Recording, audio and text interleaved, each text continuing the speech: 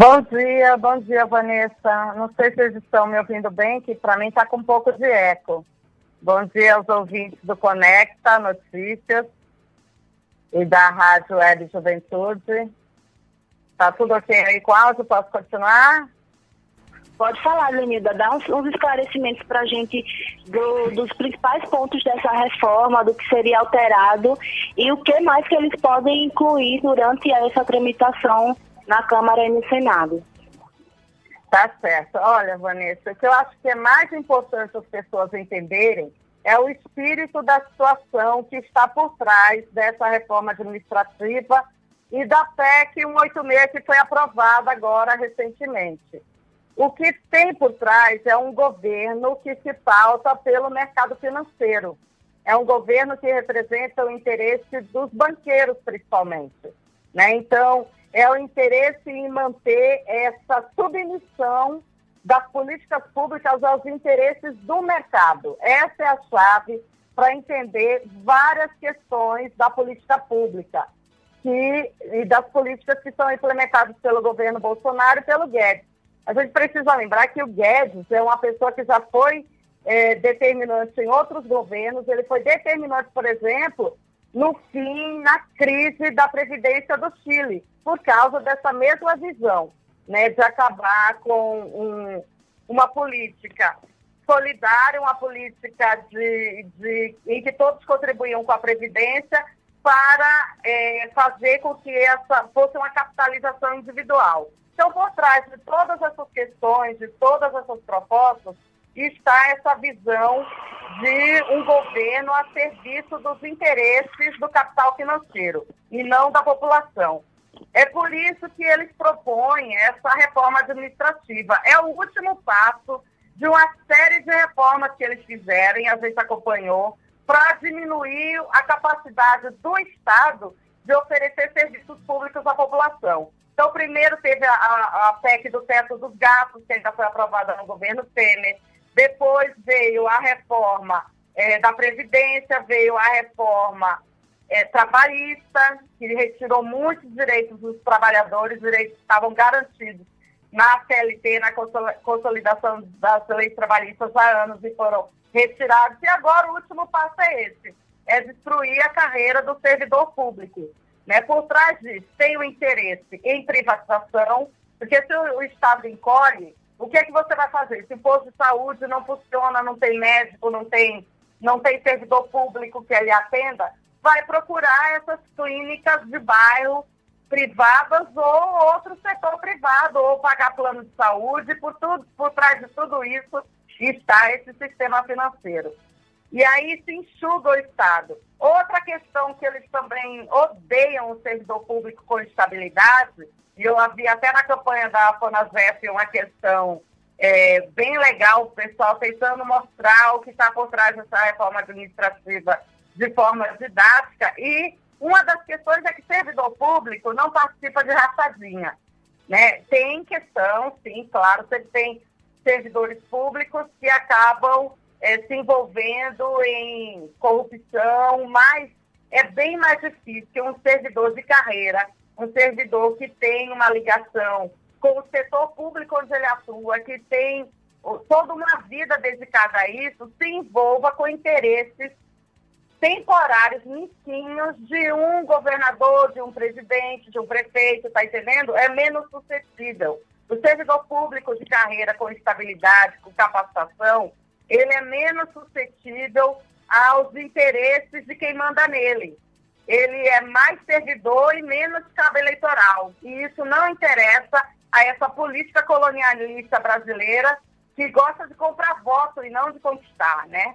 A gente vê toda vez isso em todas as eleições, apesar da tentativa de combater a fraude eleitoral, mas ela continua forte e tirar a estabilidade do servidor na reforma administrativa só vai piorar isso.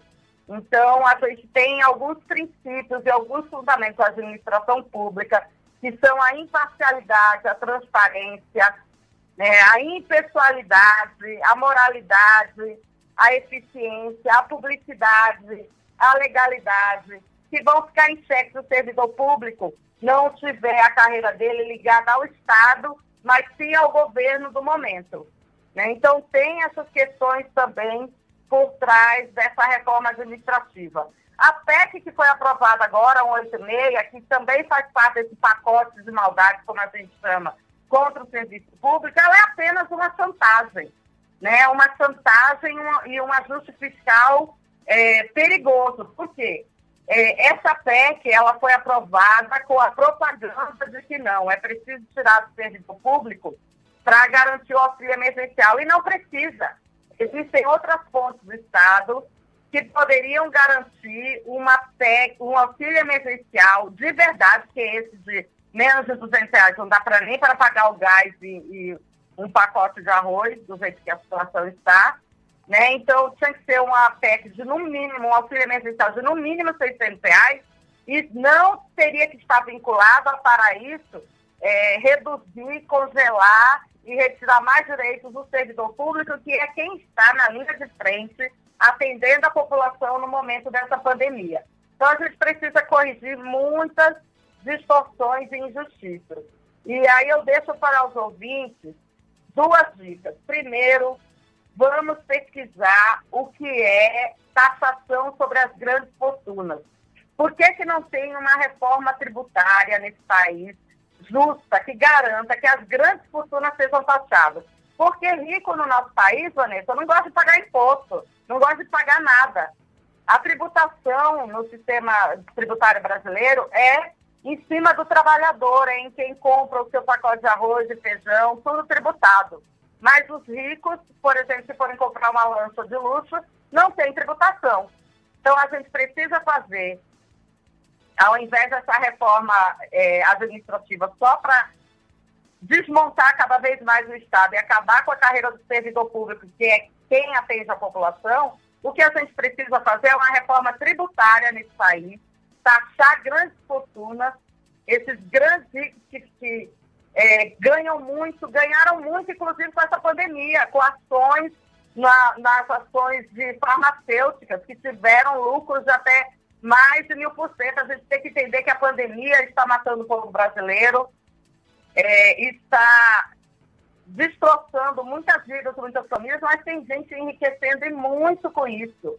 Muito, até porque ontem eu assisti uma live sobre essa questão da vacina e da ganância do capitalismo, e é impressionante que os insumos são públicos, as pesquisas são públicas, financiadas pelo Estado, mas, como não teve quebra de patente, quem está ganhando com essas vacinas são indústrias farmacêuticas e acionistas que estão ficando cada vez mais ricos. No mínimo, essas pessoas têm que ser tributadas e não tirar o dinheiro do recurso, do salário do servidor. Se as pessoas se enganam, o servidor público não é marajá. São poucos de uma hierarquia. Que, inclusive, uma reforma administrativa justa devia acabar com isso, com esses que ficam protegidos, né? Que ficam lá numa nuvem de proteção. O servidor público de carreira ganha, em média, R$3.000. Muitas vezes não ganha nem o que o colega da iniciativa privada ganha, por uma dedicação total ao trabalho no Estado, para fazer funcionar o posto de saúde, a escola pública, a universidade, a pesquisa. É muita dedicação, não tem marajá no serviço público que está sendo afetado por essa PEC e por essa reforma administrativa, não, até porque a politicagem já tratou de blindar essa hierarquia, esses privilegiados do setor público, que não são a maioria. Então, a gente precisa, ao invés dessa reforma administrativa, que não é uma reforma, é uma contra-reforma, é um desmonte do Estado e da carreira dos servidores, e acaba com o concurso público para contratar quem está a serviço do político do momento, né, o que a gente chama de cabo eleitoral.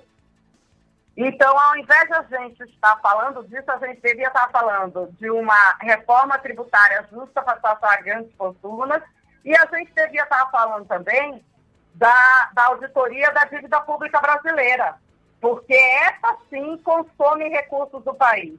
E a gente não sabe como é feita essa dívida, porque muito dessa dívida pública que nós pagamos por recursos públicos, ela foi feita pelo Estado, por governos da época, para financiar os setores privados. como aconteceu agora com a vacina, que os insumos, a pesquisa foram pagos pelo Estado, mas quem está lucrando é a iniciativa privada. Então, a gente vai olhar, se vocês puderem depois pesquisar, auditoriacidadã.org.br. É um site da Auditoria Cidadã da Dívida Pública que mostra que 40% do orçamento do país está comprometido com os juros e amortizações da dívida, não é nem com o pagamento da dívida, é com os juros dela. 40%. Né? O que entra de Previdência Social dá 20%, o que está entrando de transferência para Estado e município não chega a 10%, o que entra da dívida com o investimento em saúde não chega a 5%. Então, não é o servidor público que onera o Estado. Quem onera o Estado é a dívida pública, que nunca foi feita uma auditoria. A auditoria da dívida pública está na lei, na Constituição, desde 1988. Existe uma comissão da Auditoria Cidadã da Dívida Pública e nunca foi feita. Por quê? Porque não interessa. E aí vai provar que quem onera o Estado é o financiamento público para o setor privado, e não o próprio Estado e o servidor do Estado. Não é o funcionalismo público que pesa sobre o Estado. É o financiamento para o setor privado. E a gente sabe muito bem, olha, quer um exemplo aqui local? Quem é mais aí, tem mais décadas de vida, tipo eu, né, que já estou com mais de 50 anos, vai lembrar quando surgiu a Salgema aqui em 75. A Salgema era uma empresa do Estado que foi instalada com financiamento público. Quem é que lucrou depois com a Salgema e destruiu uma CO inteira? A Braskem. Né? Então, são empresas públicas ou empresas privadas que se beneficiam de investimentos públicos. E isso é que consome a dívida. A outra coisa que a gente precisa pesquisar depois é essa questão da reforma tributária, da taxação das grandes fortunas, porque é isso que vai resolver o problema do endividamento, da falta de solvência do Estado. Tem vários setores que não são tributados, tipo as igrejas evangélicas têm uma dívida milionária com a Receita Federal. É aí que a gente deve atacar, não no servidor público, que nessa pandemia está se desdobrando para atender a população e agora não vai ter nenhum reajuste no salário. E a gente está falando de congelamento que já vem há tempos, que a gente já não tem há muito tempo reajuste no salário, mas os servidores públicos continuam trabalhando para levar informação, pesquisa, atendimento nos hospitais, nos postos de saúde à população nesse momento de pandemia. E são os que estão sendo mais afetados aí também pela contaminação, porque muitos desses servidores públicos estão na linha de frente. São quem sustenta a vacinação, o atendimento à saúde. Então, gente, vamos cobrar vacinação para todo mundo. Por que não se comprou vacina em quantidade suficiente para que a gente possa estar imunizado e poder ir para as ruas com segurança trabalhar? Falam para ir trabalhar numa roleta russa, né? Tipo, vai trabalhar e se morrer, morreu. Não é assim. Nós temos direito à vacinação e o Estado brasileiro tem expertise nisso. Tanto em logística de distribuição de vacina, como em pessoal altamente capacitado, servidor público altamente capacitado para levar essa vacinação em todos os rincões desse país. O que está faltando é investimento dessa metropolítica que a gente está vivendo hoje. O governo Bolsonaro está sendo acusado de crime contra a humanidade porque demorou e muito a entender que não é cloroquina, não é ivermectina que vai resolver o problema que nós estamos hoje. Nós temos que enfrentar essa pandemia com vacinação em massa a toda a população. Eu estou fugindo um pouco do assunto, mas é porque todas essas questões, sabe, Vanessa, elas estão conectadas. Né? Tudo está conectado. Para a gente ter essa grande campanha de vacinação, para a gente ter o investimento na pesquisa que produziu a vacina, para a gente ter uma distribuição rápida e eficiente da vacina, a gente precisa de quê? De servidor público qualificado, e não de contratação momentânea de cabos eleitorais a serviço do gestor do momento. Nós temos que ter uma carreira a serviço do Estado, e não do gestor, porque o gestor passa. é eleito de 4 em 4 anos. Mas quando você é um servidor de carreira, você serve ao órgão que você trabalha e à população que você atende. É isso, Vanessa, que eu teria para dizer. E agradeço aquele espaço que foi aberto para essa discussão. Antes de finalizar, só queria lembrar mais uma coisa. Amanhã, 14 de março, faz 3 anos do assassinato da vereadora Marielle Franco, lá do Rio de Janeiro. E nós queremos saber quem mandou matar a Marielle. Ok, Lenida. Eu só queria falar um pouquinho mais sobre essa questão da reforma, porque um dos pontos mais polêmicos que foram comentados desde que surgiu essa ideia, né, antes das eleições, seria a contratação de novos servidores através de CLT, né? E está dentro desse projeto, dessa reforma, de que os novos servidores seriam contratados, seriam CLTistas, né? Então, a gente está acompanhando um desmonte mesmo, uma tentativa de desmonte do serviço público e dos setores públicos para favorecer as empresas privadas, para que haja a privatização dos nossos setores mais importantes da sociedade, né, que são setores que têm pessoas qualificadas, que têm servidores públicos de carreira que se prepararam, que estudaram para estarem ali desempenhando suas funções. E, na sua opinião, qual é essa estratégia de trazer pessoas contratadas via CLT, como ela iria afetar, né, o serviço público no geral? Pois é, exatamente essa questão aí da impessoalidade do serviço público, da eficiência, da transparência que vai ser atacada. Porque, é como eu falei agora no final, o servidor público, ele tem que ser um servidor do Estado, ele tem que ser um servidor da população, ele tem que prestar um serviço com qualidade e eficiência para a população. Ele não tem que ser submisso aos interesses políticos do gestor de ocasião, do gestor do mandato temporário. Mas isso não interessa muitas vezes aos políticos, porque aquela política de colonialista, né, aquela política mais antiga, antes da Constituição de 88, era o quê? O prefeito se elege, o governador se elege, demite em massa todo mundo que está no serviço público, mesmo que seja um trabalhador eficiente, mesmo que seja um trabalhador estratégico para o setor, e contrata gente que ainda vai aprender, ou muitas vezes nem tem interesse de aprender, porque, convenhamos, eu vi muito isso na década de 80. Uma pessoa que é colocada num cargo público porque trabalhou para o político A ou B, ela não tem interesse em aprender sobre a eficiência do trabalho, ela está lá ali porque ela ganhou tipo um prêmio por ter apoiado o político que se elegeu. Isso é arriscado, muito arriscado, porque, olha, Vanessa, tem setores, por exemplo, na UFAL, onde eu trabalho, ou nos hospitais, ou no atendimento à saúde pública, que o servidor, independente do chefe que ele tenha, o servidor já tem o conhecimento do modo de operação do seu trabalho, já tem o conhecimento acumulado de anos de experiência. E ele vai repassando isso para os novos servidores que vão chegando. A gente não aprende de um dia para o outro, a gente acumula experiência ao longo dos anos. E é isso que a estabilidade do servidor garante, a continuidade dos serviços, a continuidade da pesquisa, a continuidade do atendimento à saúde, a continuidade das propostas de estratégias de segurança pública. Mas com essa contratação precária pela CLT, o que a gente vai ter? Vamos ter toda uma reformulação de quadro de pessoal a cada mudança de gestão.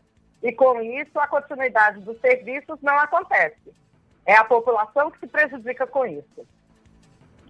Exatamente. Lenida, eu gostaria muito de te agradecer pelos esclarecimentos e pelo seu discurso, né, que está sempre batendo de frente aí com essas ações que estão prejudicando a nossa sociedade, o serviço público, que é imprescindível para que a nossa sociedade, para que os nossos setores, eles andem, né, eles caminhem. A gente está aí num momento de pandemia em que o servidor público ele foi importantíssimo para nos dar o auxílio necessário durante um período de isolamento e um período de tantas dificuldades. Né? Agradecer muito, Lenida, você tem um papel importantíssimo na comunicação, na política, como líder aí da UP, né, que é da Unidade Popular, que hoje se consolida como um partido, mas que tem um grupo aí forte, que eu conheço, que eu pude estar perto durante o período de nascimento mesmo, na época da correnteza, com os meninos da correnteza.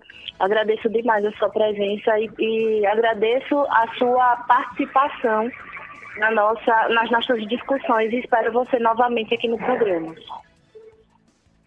Eu que agradeço a você, Vanessa, e um grande abraço a todas as pessoas que estão ouvindo o programa nesse momento. Vamos cobrar a vacinação, é um direito nosso. Nós temos direito à saúde e à vida. Vacina para todos já. Essa é a forma de combater a Covid-19.